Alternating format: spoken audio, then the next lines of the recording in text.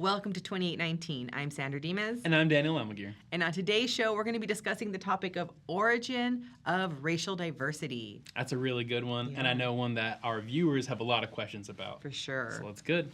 In Everyday Apologetics, we'll hear from Joseph Miller on human origins and race. And in Science Faith Connection, Jeff Zorink will be talking with his guest about racial diversity. First up will be Culture Talk. Sandra will be interviewing Fazale Rana on racial diversity and the Tower of Babel. So let's go ahead and check it out.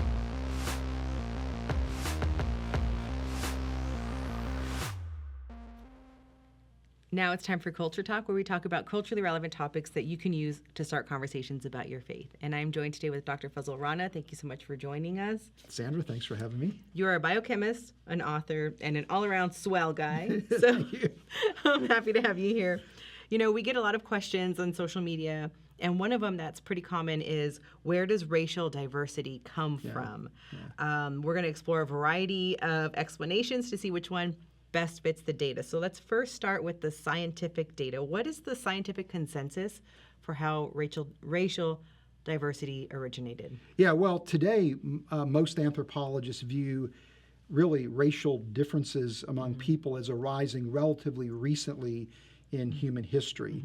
And so when humans began to migrate out of Africa into the Middle East and then Asia, Europe, and then ultimately the Americas, there was, isolation of individual populations, and through microevolutionary mechanisms, natural selection, sexual selection, genetic drift, that within really very short periods of time, these regional differences emerge in human beings. And so it's a relatively recent phenomena that seems to have adequate explanation in microevolutionary mechanisms. I want to touch on the microevolutionary mechanisms in a little bit, but first let's get to the biblical explanation. Yeah. What is the biblical explanation for racial diversity? And I recognize, because I'm saying the biblical, but I recognize that there are multiple interpretations. So what is one, or name a few? Yeah, well, I mean, first of all, there really isn't a biblical explanation for racial diversity. The Scripture is really silent on that. But there has been a very checkered history of how people have interpreted the biblical text as a way to actually justify racism. Yeah. So during the Civil War time, for example, here in the United States, people looked at Genesis 9 and the curse of Ham as being essentially a reflecting the introduction of color into humanity as a result of the curse of Ham, and that they viewed people of color as being people that were cursed, and used this as a means to justify slavery, because Noah said that Canaan, the son of Ham, and his descendants would all be slaves. Yeah. So that's a horrific interpretation that almost universally biblical scholars would reject today. Another thought is that maybe at the time of the Tower of Babel, when humanity was scattered, that racial diversity was introduced there. The text doesn't say that. It says the languages were confounded, but it doesn't say that that there was racial diversity. Yeah. So the text is really silent, but it seems to me like that's probably the place where we would most likely see racial diversity emerging, because as people have distinct languages, they're going to naturally separate from each other. And that separation will allow for microevolutionary mechanisms to kick in and generate regional differences in human beings. Well, I want to touch on that term again, because you used it again, microevolutionary changes. So that might, cause some viewers to react, and that means evolution is true. Is that what you're saying, or what do you mean by microevolutionary as opposed to life coming from non-life? Yeah, well, what I mean by that is, you might say it's another way of describing it as adaptation, right? That we see organisms having the ability to respond to changes in the environment, and have these, like the Galapagos finches, changing beak size and body size, for example, in response to different types of climate. That there's this mechanism that's built into the creation that allows for organisms to adapt to their environment. So as, for example, as humans began to migrate into northern latitudes, that going from a dark skin pigment to a lighter skin pigment allows for more efficient vitamin D production, which would be necessary in the northern latitudes where you have low amounts of sunlight. There's not a fundamental change in human beings. It's just a superficial change that reinforces survivability in those different environments without fundamentally changing, the organism. So that would be how we would see racial diversity arise in humans. So when we look at the scientific data and then a biblical interpretation where you're saying it's silent, but possibly the Tower of Babel. So do those align if we look at the timeline of when humanity dispersed from Africa and the time of the Tower of Babel? Like, is there some alignment there? Yeah. Well, I mean, what you see with the scientific explanation is that, first of all, the very first people most likely would have looked like African people groups today. And so when humanity began to migrate to different parts of the world and began to spread out, that's when regional differences emerge, and they emerge quickly.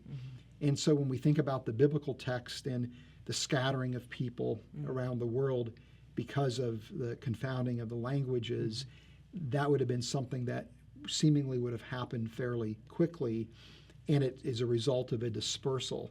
So you see that harmony between the biblical account and the scientific record. Well, I think that's definitely very helpful for someone who's kind of coming at this, maybe from a skeptical perspective. Speaking of like a skeptical perspective, you gave the example of how, decades ago, the Bible would have been used to show why slavery is something that needs to happen or should happen, showing an inferiority. How can we have conversations, especially today with a lot of racial tension, how can we have conversations about racial diversity from a biblical perspective that really affirms the diversity and uplifts people and doesn't make them feel like we're going to use this to show inferiority? Right. Well, I mean, I think, first of all, scientifically, there's no justification for racism because scientifically, the data indicates that we all had a recent origin in a single location and that all humanity ultimately comes from this original population, in Africa, and that we all are ultimately Africans under our skin. So scientifically, there's no justification. Biblically, there's no justification either because we believe all humanity comes from an Adam and an Eve, that we all are in Adam, and that we all bear God's image as human beings, and that in the gospel we recognize that there is a unity that we all share in Christ. As Paul said, there's no free or slave, Jew or Gentile, male or female. We all are the same in Christ. But it doesn't mean that we should whitewash away the fact that there are ethnic differences in people in the world, that there are racial differences or regional differences. To me, those are things that we should celebrate and appreciate and really treasure, that there are these differences, but those differences should never be viewed as something that divides us, right? But it's something that we celebrate and appreciate, but yet recognize that in those things that are the most important to who we are as human beings, whether we think about it biblically or scientifically, we really are the same people. Thank you so much for that, Fuzz. If you'd like to learn more about this topic, go to reasons.org and search for Where Did the Races Come From? Did human beings evolve, or were we created in God's image? And does it even matter? I mean, we're faced with so many issues today, social justice issues, issues about other types of injustices in our world. So why should we spend time debating about our origins and arguing about evolution? I'm joined today by Dr. Joe Miller, a Christian scholar, who's going to help us answer some of those questions. Joe, welcome. It's good to be here. Thanks for having me, Fuzz.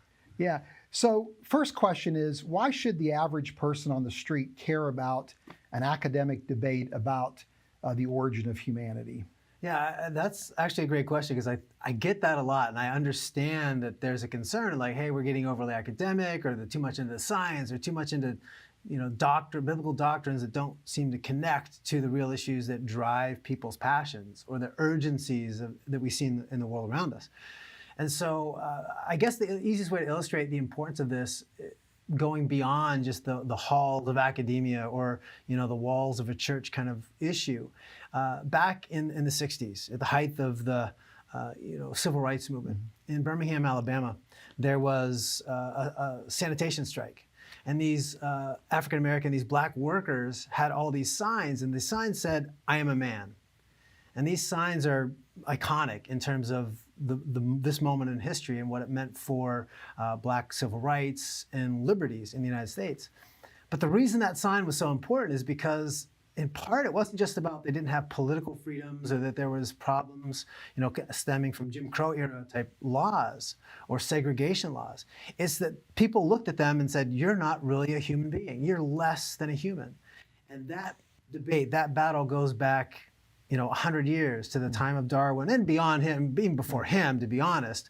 But, it came to a head, this sort of, at least the scientific arguments against the full humanity of certain people groups. And so if we're going to really address the concerns of those men who are having to fight for their rights to say, "I am a man," then we need to care about this type of issue. Yeah. So how does a biblical perspective weigh in on this question then? Yeah. Well, I think it's really important because whether we look at Christians in the past who have done unjust things or non-Christians in the past, they both have equally committed many sins. So that's on the table. We all understand that. But I think in my study, what I've looked at and what I've seen in history is that those Christians who've been guided by a strong biblical hermeneutic, that have a clear understanding of biblical doctrine, and then tried to consistently apply that to those social issues, they were constrained. They were held back from just following the crowd. And so if we're going to stand against the tide when it's not always acceptable to stand against injustice, then we've got to be tied and moored to something that transcends our culture, and that's the importance of a strong biblical worldview and biblical doctrine.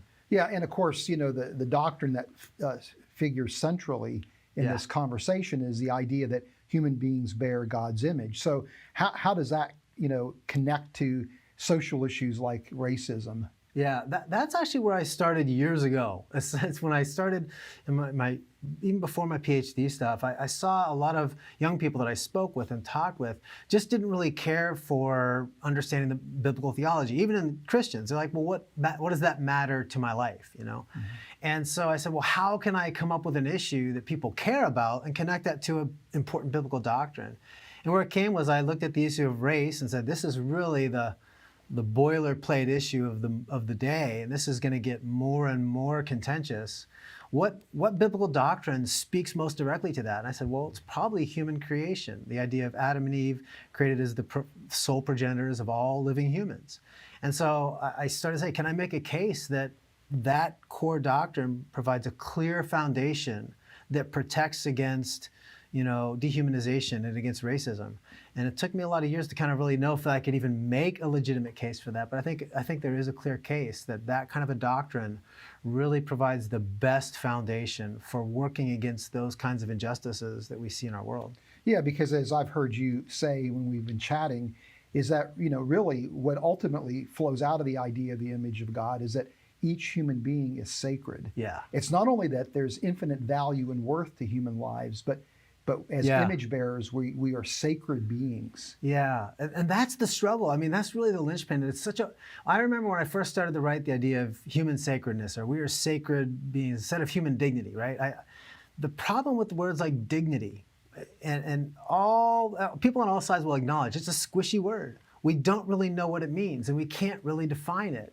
Even the UN Declaration on Human Rights recognizes that it doesn't even make an attempt to say, we don't even know what the foundation is, but you can come up with your own foundation. We're just going to assert these are human rights based on human dignity. But they agreed there's no consensus on what even guaranteed those things outside of any one particular cultural perception or worldview. But the problem is when our rights are tied to culture, the rights can be diminished when the culture shifts.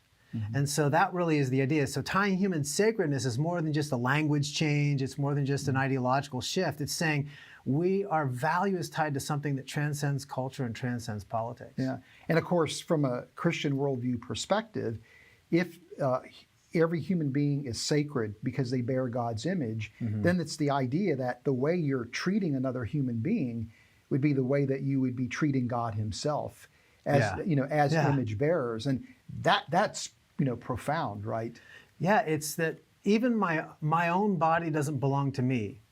Your body doesn't. We belong to God who created us. We are caretakers for the bodies, this world that He gave us. He's given us. So issues like even environmental care or human care, they all tie to the fact that our obligation rests with the God who made us. And when that's the case, we realize I have a standard that I have to live to that's higher than what any culture sets, or even what I might think is comfortable for me personally. Like I have to live my own life in a way that honors the God who made me, and because I'm His.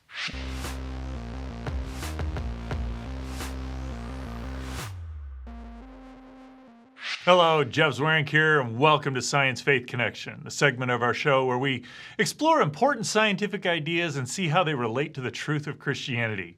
Today I'm joined by Dr. Fazale Rana, and we're going to be talking about the origin of human races. Fuzz, good to have you in the studio today. Jeff, thanks. So before we get into the discussion of science and what does science have to say about where did the races come from, as a Christian apologist, how would you characterize or describe why we have the races that we do? Well, I think largely the biblical text is silent on the origin of the races. We do have the Tower of Babel, where the human language was confounded and people were forced to scatter. And so presumably, as a result of that event, racial diversity originates in the human population. But that's really the best we could do from a biblical perspective. So the idea there would be you've got all of humanity there, and just as they spread across the globe, races develop somewhere after the original human pairs, if you will. Yes, exactly. Okay. So let's kind of switch over then to the scientific explanation. What's the current state-of-the-art scientific explanation for that? Yeah, well, right now, many people believe they've got a really good explanation for how racial diversity or regional diversity originates in humans. And in many respects, today the model for the origin of humanity has similarities to the biblical model, where it's referred to, roughly speaking, as the out of Africa model, where you have a humanity originating recently, about 100,000 years ago, in a single location, East Africa, from a relatively small population of individuals that then began to migrate around the world through the Middle East into Asia, Europe, and then ultimately into the Americas. And so it's believed that in a relatively short period of time, regional diversity originates in humanity, where the first humans likely looked very similar to African people groups today. So in some sense, those explanations look very similar. I mean, Right. there may be differences obviously in there, but that seems very similar. Has that always been the case with the scientific explanation? That wasn't what I recall from my early, like I was in high school biology, if you will. Right. Well, much of the views on the origin of racial diversity was shaped by an idea called multi-regionalism, which is this idea that humanity began about 2 million years ago as in a primitive form, and that this primitive human form migrated to different parts of the world, and then in different regions of the world independently evolved from a primitive form to a modern form. But because these groups were largely isolated, as a result, regional differences or racial differences emerged. And so, the view was always that racial diversity would have been something that would have required about 2 million years to emerge. And so with the out of Africa model being proposed, one of the serious challenges was, how do you explain the origin of racial diversity in such short order? Which is a similar problem that many people leveled against the biblical text. Well, how can you explain the origin of racial diversity in a biblical model in a relatively short order? And in response to that challenge, people working in anthropology today have produced really a viable mechanism for how, in a relatively short order of time, regional differences could emerge. That change seems to be, one from the scientific explanation of, okay, shortening the time scale on how they arose. That's important, but it also seems to have a very different flavor of how you look at racial diversity. In the Out of Africa and the biblical model, humanity is humanity. We just have these physical differences that have changed as we've migrated around the world. The multi-regional approach, your race is intimately tied to your evolutionary history, which now humanity is not humanity, if you will. Right. What is it? That seems like a very big change to me. It is. I mean, in the current climate, racial differences among people are largely considered to be superficial differences, right? That again arose recently, where the idea is that all human beings, again, have a genetic homogeneity to them because we all have a very recent origin from, again, from that same population. Whereas in multi-regionalism, as you're pointing out, again, racial diversity reflects a long evolutionary history. And it's much more prone, I think, to being exploited for racism than is the current climate. And so in the biblical model and in the recent Out of Africa model, the emphasis is on the unity of humanity, right, where the regional differences are superficial.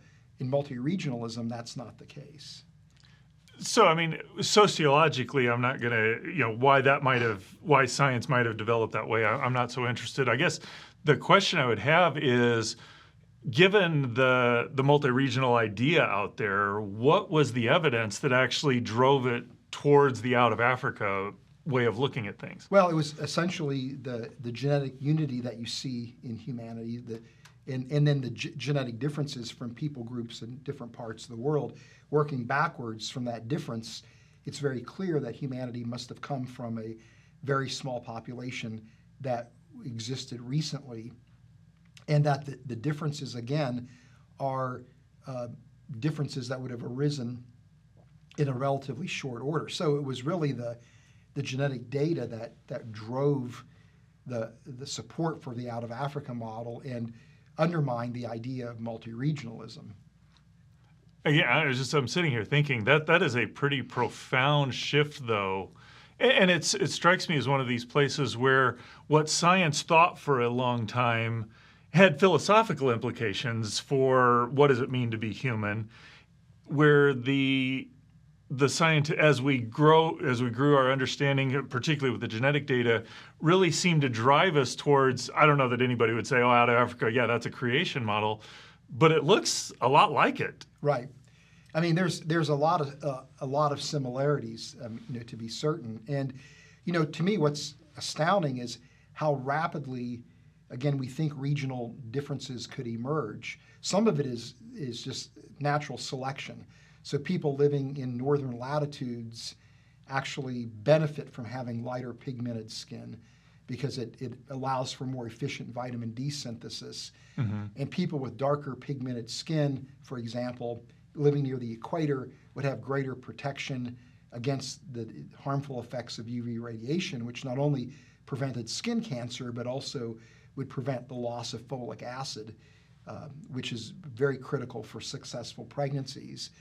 The elongated noses are beneficial in northern latitudes where you have colder air. It's a mechanism for warming the air before it gets to the lungs. Barrel-shaped bodies retain heat. In the equator, elongated bodies more efficiently radiate away heat. But these are really superficial differences that may provide some benefit for people in different parts of the world. But these are the types of differences that could emerge very quickly in just a few generations. So we understand how this regional diversity would have emerged, which is, again, a very important piece of the puzzle because it means that regional differences don't require 2 million years to emerge as multi-regionalism required. Well, thanks, Fez. I really appreciate your comments. You know, it really is the case that if you're trying to make an argument for the human races 30, 40, 50 years ago, the dominant scientific idea really hits at the heart that all people are humanity, that there's not these major differences. And yet the scientific advances over the last few decades have really driven the scientific idea towards one that's very consistent. In fact, I think largely mirrors the biblical description of the races. You know, if you found this interesting and want to know how to use and how to understand this more, we encourage you to go to reasons.org and look for Fuzz's article on this. Where did the human races come from? We'll give you some insight into how do we explain the races, how does that match with what the Bible has to say, and how can we use this to go out and share the gospel. We hope this episode of 2019 has helped equip you to share your faith with compassion and confidence. And you know what? I had a great time really learning Yeah. about racial diversity, because that's a big question people ask. It Where is, do we right. see this diversity, and how do we explain it from a scientific versus a biblical perspective? It's really, really interesting. Yeah, personally, I always love hearing from Joe Miller. Yeah. I always feel like since he's a teacher, he's so good at explaining things in a way that is easy to understand, easy to follow. So No, for sure. And then hearing from Dr. Rana and hearing just how the blending of biblical and scientific interpretations really do complement each other. I Yeah. think that's very helpful. absolutely, that's the whole point of the show, guys. Yeah, for sure. Blending faith and science. Well, you know, speaking of the show, be sure to find us on Facebook, Twitter, and Instagram. We are at 2819 Show. And don't forget to subscribe to the Reasons to Believe YouTube channel. And if you like the audio version of the show, we're available on your favorite podcast app. Just search Reasons to Believe Podcast. See you next week. See ya.